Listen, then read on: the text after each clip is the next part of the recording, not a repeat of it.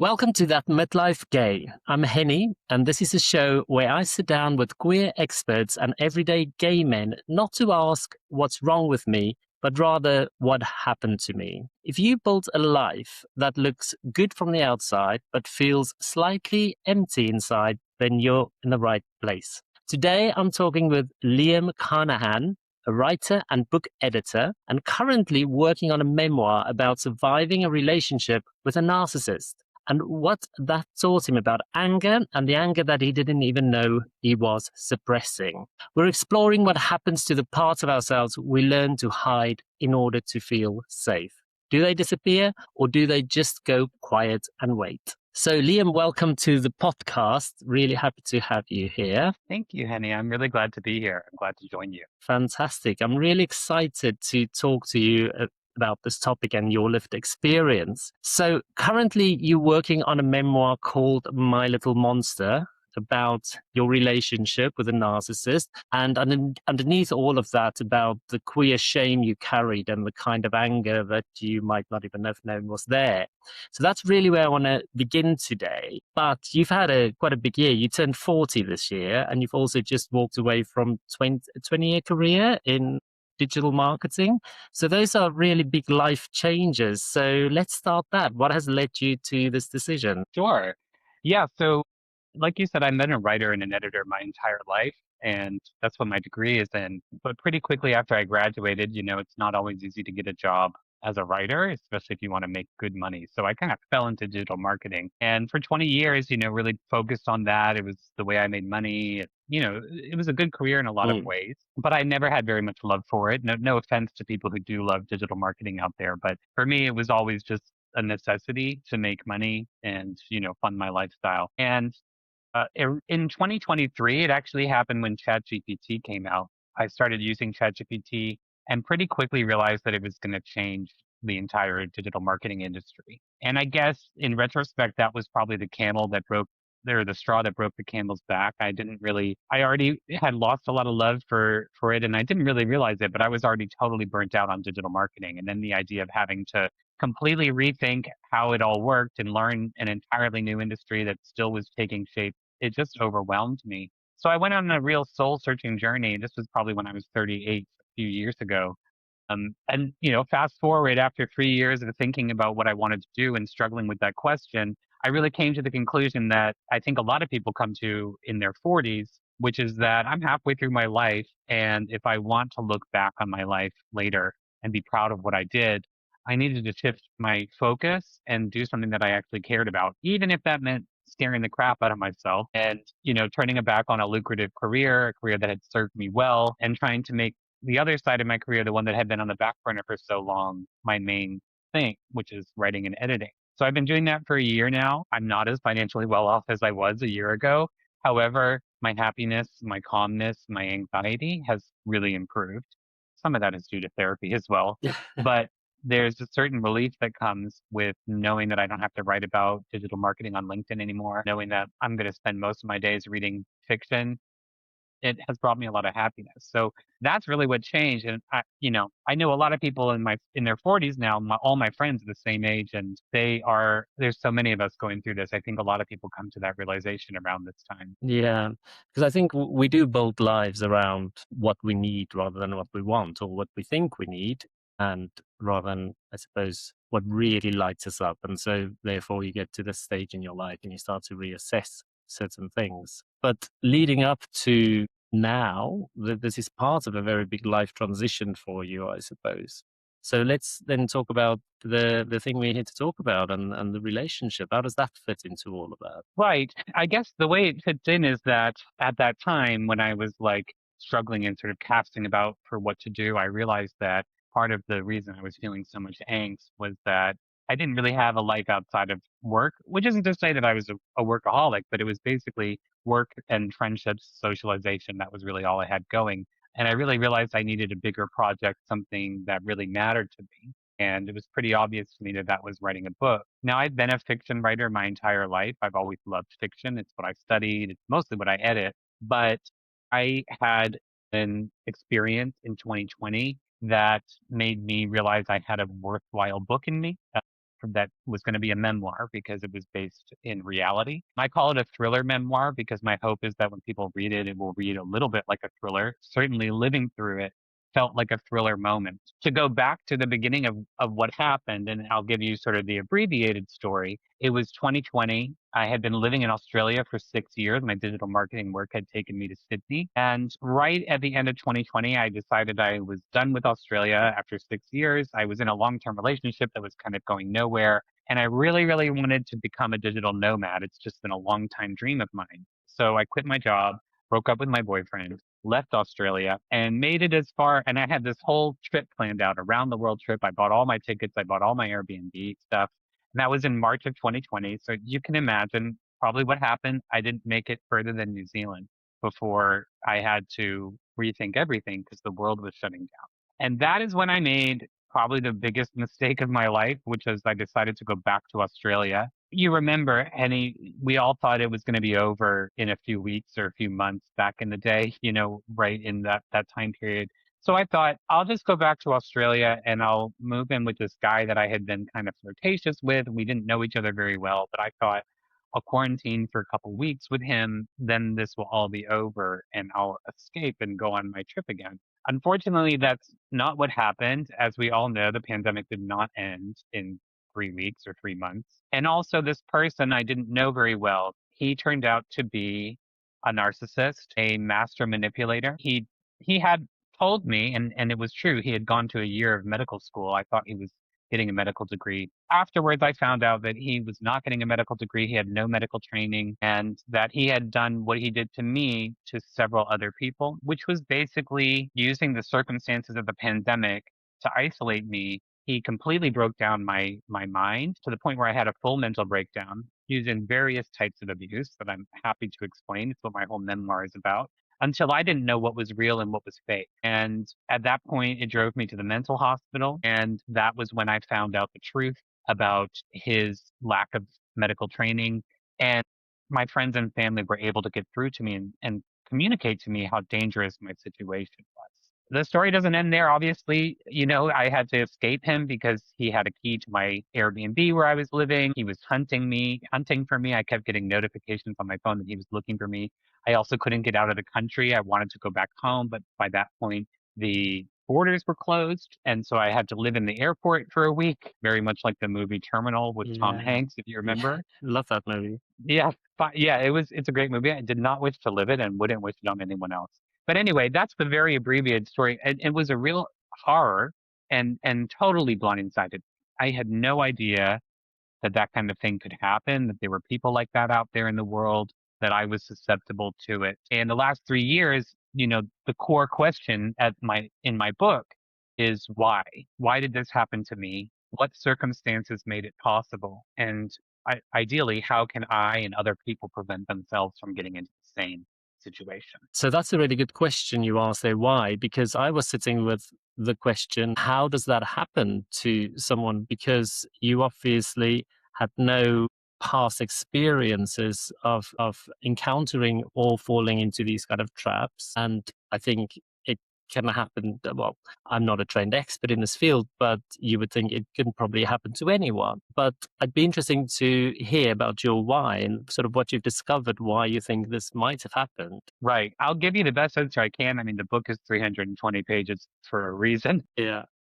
But I think a big part of what it comes down to, especially in relationship to what we're talking about in this episode and on your Substack, is representation. Because I think a big thing that I've reflected on when writing this book is that we don't really realize how much society can change our perception of things. Even when you're an educated person Mm. who comes from a good background, you're not, you're still susceptible to prejudices and things that come from society. So when you think about who is normally portrayed as a victim of domestic abuse, it's not me in the typical, and this is all stereotypes. So I'm not saying this is true, obviously, but it's normally women, often someone who's pathetic, someone who's weak, someone who's uneducated, someone who's maybe not very intelligent. These are the things that society says about victims of domestic Mm. abuse. Yeah. Now, I have met so many survivors of domestic abuse in the last 6 years since I escaped it myself. And that is the furthest thing from true. I mean, look at me. I had a lot of friends, a really close, tight family, a good career, a good education. I actually worked on a domestic health hotline for LGBT people. I knew the signs and it still happened to me. So a big part of it was that I just never saw a victim look like me, look like a normal gay guy. And that is such a bigger issue, right? Of representation. Yeah. There's just very few examples for us, period. And so that made it a lot easier for me to be blindsided. Yeah, so that's a really important point that you touch on there about the representation. When was the first moment that you awakened to the idea that this might be happening to you? So I was in the hospital, having gone there in an emergency because it was COVID. You really couldn't go to the hospital unless you had an emergency. I just knew my brain, something was wrong with my brain and I didn't understand what. And so this was the first time in months that I had been away from my abuser because Australia's quarantine was really quite intense. People were getting arrested for stepping outside to smoke a cigarette. So we had been trapped in a house together for 8 weeks I hadn't seen anybody else. And the amount of things he was able to make me believe in 8 weeks is really quite incredible. But when I went to the hospital, that was when my friends and family, I didn't realize this, but they were all really worried about me and talking about it with each other, even though they didn't really know each other. Not behind my back, but certainly, well, I guess it was behind my back because I couldn't have heard. When I got away from my abuser, one of my oldest friends who I've known since college, she sent me a message that said, he was saying all these things that my family was abusive and all of this lies that he had fed me. She asked me, if I told you that I was dating a guy and he said my whole family was abusive, what would you think? And I thought, well, I would think he was really crazy and dangerous. And that was when it started to crumble. And then shortly after that, I had the appointment with a psychologist, and she said to me two things. First of all, this man has made you believe you have a lot of personality disorders that you don't have. And I can tell you you don't have them because I've assessed you. And second of all, I ran a check, and there is no one at that hospital by that name. So I don't believe this man has a medical degree. And it was like, imagine being on stage in front of like a really elaborate set Yeah. and suddenly the set just falls over and you realize it's all fake. I mean, I cannot describe to you the feeling of realizing that someone has built an entire fake world around you and for that to pop. And then to immediately realize that you're in extreme danger. Yeah, yeah. That sounds really intense, and I haven't said that before, but I'm really sorry that had to happen to you. Do you feel like there's something through all of this really a horrific experience that that you can take away with you as something that you will carry with you, or something you've learned? It's interesting. I was just writing about this on my own Substack. I think I don't ever want to say that I'm happy for what happened to me or grateful for this man that abused me. I don't feel that way. But I do think that, and I have no idea what would have happened to me if I never met this guy or if I had decided not to go back to Australia, what would my life look like? I don't know, and it's not really worth speculating on that. But I will say that this was a huge wake up call for me. And the biggest realization I mean, I've been through lots and lots of therapy, EMDR to help me get rid of some of the traumatic memories or for them to lose their power, cognitive behavioral therapy to help me cope with some of these issues from my past. And in that process, I have uncovered a number of things that made me particularly susceptible. Mm, So many of them relate to being a gay man. mm, I think the biggest one was my extreme desire for romance. So I grew up in a family that everybody is just married in their teens. Boomer parents, they got married at 19 and 20. My sister's been in a long term relationship for 20 years, basically everybody. And we're very much sold this idea as kids, right? I mean, I don't know how old you are, Henny, but I grew up on The Little Mermaid and all of these things that show you yeah. ultimately the goal is to become in a relationship and to settle down. And I think it actually only intensified after the gay marriage debate in the early thousands.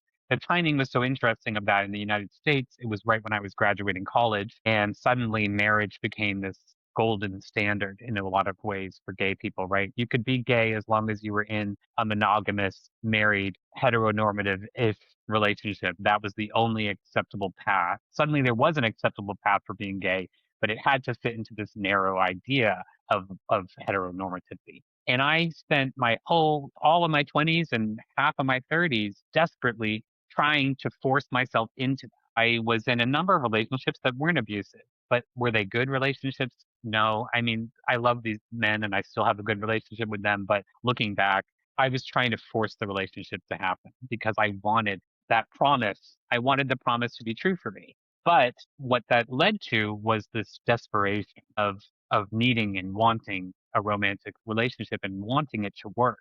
In the book, I talk about my very first boyfriend when I was 16, and we were separated by his extremely homophobic conservative parents overnight. He went from the love of my life, we were talking every day on the phone, to no contact, period. And I never heard from him again. And, I think situations like that, which are unique to gay teens, really make you desperate for it to work when you think it might work. And so then along comes this guy who is looking for someone who's desperate, and he could locked in on me. He performed what's called love bombing, which I'm sure a lot of people know, which is really showered me with love. He used the L word on the first date, and my hungry heart was so happy to accept it that I accepted a lot more in order for it to work. So much so that I was apparently willing to sacrifice almost my whole life for this Yeah. promise. Yeah. And in the years since, I have realized that I'm actually quite happy as a single game. And that was the issue, is that I was trying to force relationships into somebody who needed to be single. Yeah. That's a very interesting angle or description you gave there. And I think that's really what I'm very interested as well, is like how we abandon ourselves and give up our own agency in order to find that love and that acceptance. And I personally, from my personal experience, I just feel like sort of I've spent many years in the closet. So I talk a lot about the fact that I'm turning 50 next year, and I came out at 25, and it's now been 25 years since I'm out, and I'm very Ah, reflective on that. So I came out later, not as a teenager, but what did that 25 years in the closet taught me? And a lot of it was hiding myself. A lot of it was seeking approval and attention and love. And you also talk about the relationships that we saw portrayed out into the world. And I think the only relationships we had to model our relationships on is straight relationships, grandparents and parents in relationships, not always healthy relationships. So we never again talking when we talk about queer representation, certainly my generation where I grew up, we didn't have role models or examples of really healthy queer relationships or marriages. And you talked about the gay marriage that became legal, and then we go back again. We had no examples of what a healthy gay marriage should look like, or relationships. And something I often think about is when I came out, I thought that was going to be, the drama's over. This is it. I'm out now, but nobody help you on that journey. Nobody checks in to say, are you okay? Are you coping with this massive life transition? We just fumble our way through it. We just learn as we go. And I feel like that's the way with building a relationship. The representation we had as kids was straight couples, straight boy and girls. That nobody taught us anything about sort of being healthy, gay, fully realized men in fully realized relationships. Does that resonate? Does that make any sense to you? absolutely. I mean, I think Ellen kissed a woman when I was like 9 years old on TV, and everybody made a huge deal about it. And to be honest, as a 9-year-old gay boy, a middle-aged lesbian bookshop owner wasn't exactly the role model I was looking for, especially now, in what we know about Ellen and her history. But in any event, there wasn't anything. And I think to sort of add to what you're saying, it's not, I've been reading so much about gay relationships after this event. And I was talking to you earlier before we started about the Velvet Rage there on your bookshelf. I've been reading another book which has a bit of a silly title, but it's called Gay and Single Forever with a question mark. And this book talks about the history of gay rights and how relationships were portrayed.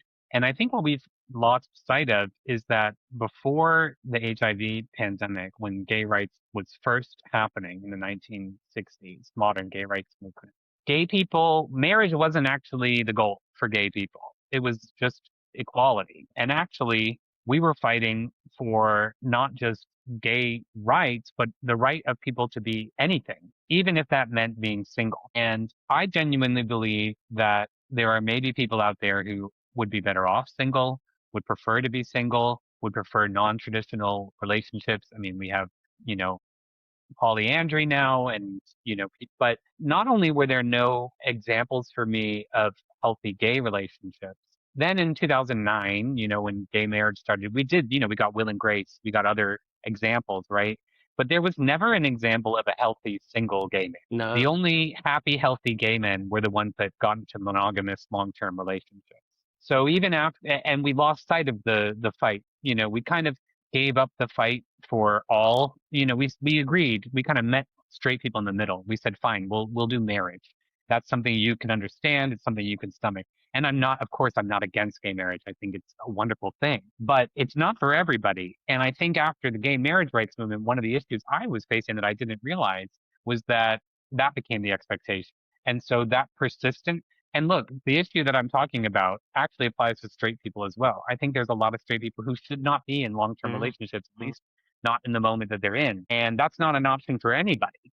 No one is allowed to be happy and single until they're dead, right? Something's wrong with them. Even now, I think a lot of people assume that I'm single because of what happened to me. Oh, he's been so abused that he'll never love again. But that's not it. It's just that the abuse helped me realize that I'm one of those people who, at least for now, should be single. Yeah. So it's not just the marriage, it's just the lack of diversity Yeah. in relationships Yeah. portrayed in public that caused a problem for me. Exactly. And yeah, you mentioned that it affects straight people as well. And I often talk about the things that I talk about, the Velvet Rage again, gay shame, is it affects Brené Brown talks a lot about shame and it affects everyone, but I'm interested in how it affects me as part of my community because it shows up for different people depending on the group they are part of in society. The single person element is very interesting because something I look at is, again, coming out. I thought, like, this is it. And now I'm reflecting back and looking at the 25 years I've spent as an out and proud gay man. And I'm like, did I live my most authentic life in that 25 years? And am I happy, or do I still have that niggling feeling of emptiness that something's still missing? And I've come to the realization from reading books and listening to podcasts and do a lot of self-inquiry that what happened is you build survival strategies whilst in the closet through the shame and through the lack of representation. You build the survival strategies, and therefore then when you come out, you continue to build on top of those broken foundations. So I can relate to you because when I first came out, the only priority I had subconsciously was to find someone who I can build a life with and somebody that ticks all the boxes. That means my family and my friends will still accept us. So that meant probably a nice professional, clean cut person that fits their version of what a happy couple should look like. So God forbid I met a drag queen and started dating. Do you see what I mean? And so Hmm. therefore, but talking about the relationship aspect of it, that's what I wanted. I wanted a relationship. I wanted to still be loved and accepted. And really, maybe the best thing for me would have been when I come out is just to take some time and to really get to know me and be happy as a single man and be fully realized within my masculinity as a gay man, rather than just looking for that relationship that is going to validate me, if that makes any sense. Yeah, and we get a late start, with Mm. that time. And you're so right that, I feel like the last 6 years have been the years that I've really gotten to know myself, Mm. which is because I was actually able to give up on the idea of finding a partner for a little Yeah. while. And it was a struggle to let go of that idea. Even after such a horrific experience, there's a huge part of me still that wonders, is something wrong with me? That's just the message that we get. But I wish I had done it in reverse. And I think that's similar to what you're saying. And I wish, anybody who's listening now, when you're young and in your 20s, that really is the time to explore yourself, to find yourself. And for me, I was so focused on finding my other half, quote unquote, that I missed out on that and I got delayed. So we get delayed twice. First we get delayed as teens or children. We're not given the time and the attention and the information that we need to explore ourselves as Yeah. children. And then by the time we finally come out, we're immediately looking for a partner because we're in that mode. Exactly. And it sets us back, I think. Yeah. And something else I want to pick up on, you talk about suppressed anger that there's an article on your Substack where you wrote about your brush with a narcissist and how that changed your relationship with anger. And you talk about realizing where that anger came from. Can you speak on that? Yeah. So when you are in a relationship with a narcissist, I mean, there is no formula for who ends up in a relationship with a narcissist, but there are commonalities, and people pleasing, saying yes is obviously one of those commonalities. And I think that many gay men, myself included, learn that behavior as a survival strategy in youth. We are desperately trying to hide. We don't want anybody to know that we're gay. I have a family. My parents are extremely accepting and were when I was 16. They were totally on board with me coming out of the closet. So were all of my friends. But there was still this posse of boys at school who were so focused on my sexuality before I was ready to focus on it myself. And sometimes it was outright bullying where they would be really cruel and call me names. Other times, worse, in my opinion, it was insidious. Guys that I considered to be friends asking me to comment on the girls in class or encouraging me, asking me what I thought of straight porn that they would show me. These things that were intended to humiliate me and force me to address my sexuality Yeah. before I was ready. So what do you do in that situation? I'm sure any gay man or gay person will know you do your best to hide. Hiding for me looked like being funny, being nice, being calm, being accepting, not rocking the boat, not calling attention to myself. Anger wasn't allowed in those scenarios because anger would have gotten me noticed and I didn't want to be noticed. It's more than just the gay bullying. I'm also the youngest sibling in the family. I think that kind of trained me to be the peacemaker in the family. But my inability to be angry after I got out of this abusive situation in a conversation with my therapist, I said, I just don't understand. What's the point in anger? I find anger to be a useless emotion. And she said, actually, anger is supposed to protect you. And I thought, wow, that's so interesting to me because where was my anger when I needed it? I needed protection from this man, but I couldn't summon the anger. And that's because for so long, I had learned to not allow my anger out. And so when I really needed it, it wasn't there. That is that I just love that you are able to share that with us. So thank you so much.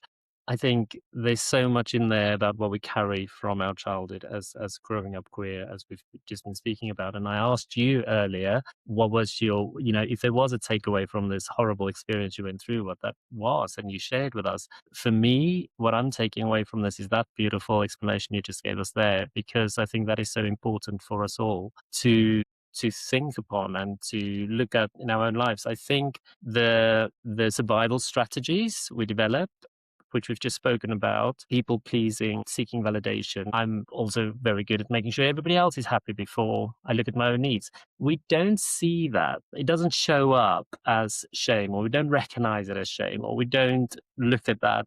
It creeps into the rest of our lives, and it shows up in our careers, in our relationships, and we can't put a finger on exactly what that is.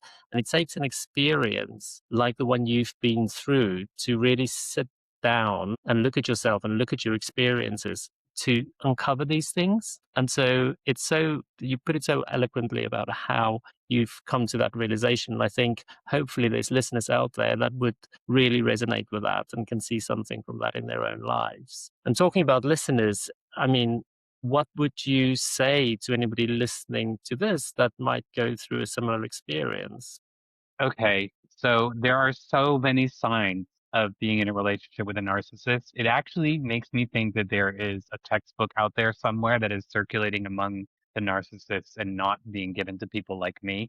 I am writing a book that I hope will serve as that textbook because once I came out, once I got out of that relationship, I started posting about my experience on TikTok and was overwhelmed with the number of people who said that exact same thing happened to me down to the words and phrases that these people use. I want to emphasize that narcissism is a personality disorder, a mental health issue.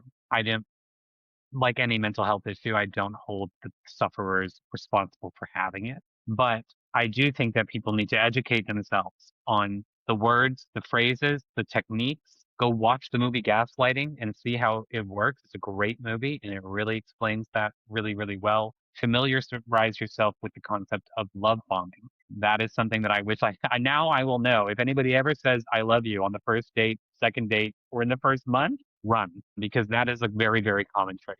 If you want to follow more, learn more about these things, my Substack, the Narcissism Anthology, my book, my TikTok, all of that, I talk about these specific tactics.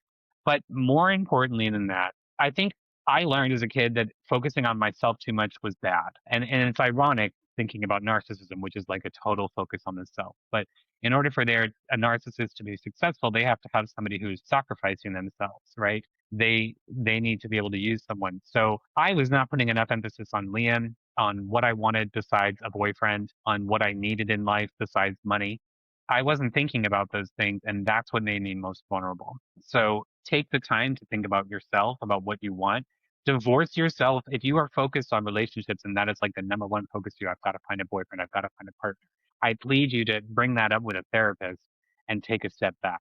It's not a bad thing to want a relationship, but if that's all you're thinking about, if that's taking up if it's causing a lot of anxiety for you, it's worth talking to somebody about that because you might get distracted and somebody will, I don't want to make it sound like there's bad people out there prowling around, but there are predatory people in this world. I didn't really realize that, or I thought I was immune to them. Yeah. They're looking for kind-hearted, intelligent, successful people. Yeah. They're not looking for those weak victims that we talked about. They Mm. want people who are successful. So gay men are I'm always in awe of my gay friends. They're so successful. They're so driven. They do so much. And that's part of our gay trauma, right? To compensate for being gay, we overachieve. But those kinds of things are attractive to narcissists. So watch out. Yeah, and I think again, I'm not an expert on narcissists, but I think a narcissist wouldn't call themselves a narcissist, and they go through life just living and attracting, and they just project that onto their victims. And so Mm, there would have been a time where from your story, where you probably also, if any of your family spoke to you or tried to warn you, I actually have a family member who's been in a relationship with a narcissist as well. And so we've been on the other side, and it feels like you are speaking to a brick wall. And it's very hard as the family to try and get through to this person because they do shut you out. So there must be, and I think in your cases we've discovered there was a glimpse, there was a moment. And so I think it's so important for anybody listening to this, if you doubt, if there's, I think what we do, and this is something I think of often as my experience growing up as gay. I feel like I've abandoned my intuition because I have been giving my power away in pursuit of acceptance and love. Because how can I trust myself if everybody else tells me I'm wrong and I have to work so hard to win their approval and to hide myself and to be loved and to gain acceptance, that you abandon your intuition, so you don't listen to mm, that gut feeling anymore. And I feel like in your case as well, when you have that little glimpse, if there's a little bit of a doubt, just really listen to yourself and start a conversation or reach out to someone. And that would be my input or advice, that I would say.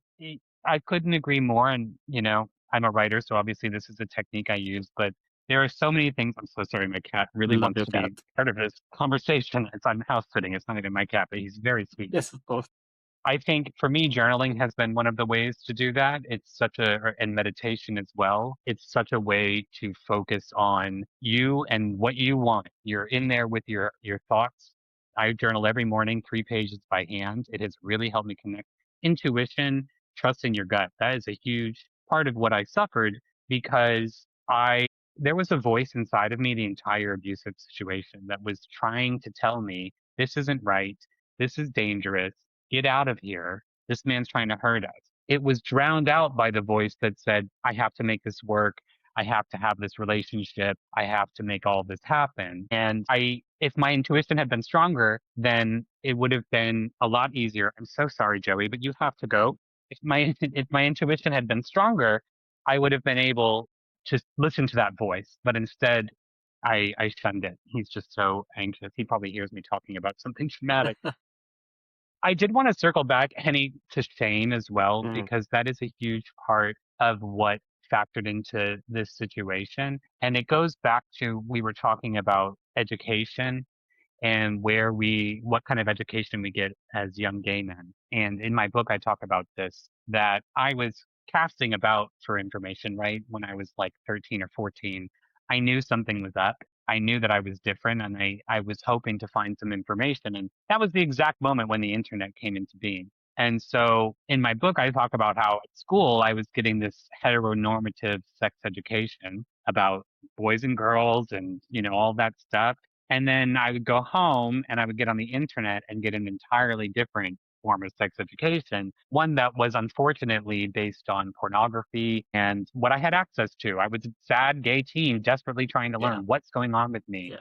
And I was introduced to older men who were preying on me in chat rooms. I was introduced to hardcore pornography at a very young age. I don't blame my parents for this. The internet was new to them as well. They still are not as good with computers as I am, right? I was a sneaky little kid, but I was desperate for information. Unfortunately, that then turned into deep shame that I was ashamed of looking at pornography. I was ashamed of the friendships and relationships that I'd built on the internet. I had built up an entire life of hiding this part of myself, and it was very easy to hide that part too. But then when I got into this relationship, the narcissists will always seek out your shame and Yeah. exploit it. And that's Yeah. exactly what he did.